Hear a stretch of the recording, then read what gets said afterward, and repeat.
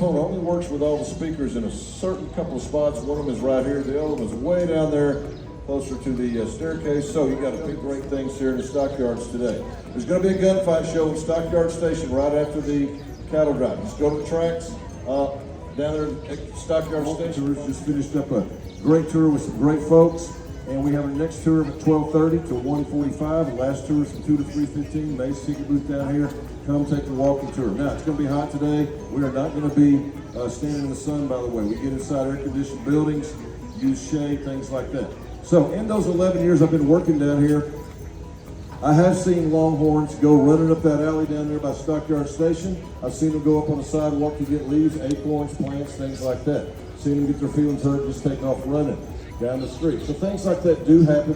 So for safety, we ask everybody, please be in a standing position. Nobody's sitting on the curb. Nobody's standing in the street, that type of thing. We figured out a long time ago, it's easier to run if you're standing up. They are big, huge animals. Some of them weigh over 2,000 pounds, and they all have long horns, thus the name. So for safety, we'll be standing up. Thank you all for coming out. Now I have a few other announcements here to make, and some of these I'm probably going to read verbatim. That's a cool Latin term meaning word for word.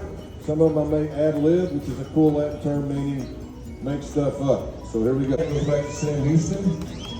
Also a city of cowboys and culture. A lot of people are not aware that Fort Worth is the 13th largest city in the United States of America, population-wise. Another nickname, Panther City. Interesting story that goes with that, of course. But the best known nickname for Fort Worth is Cowtown. And right now I'm pointing at the Cowtown Coliseum right over here. We have great rodeos there all the time. So, thank you for coming out today, helping us celebrate that.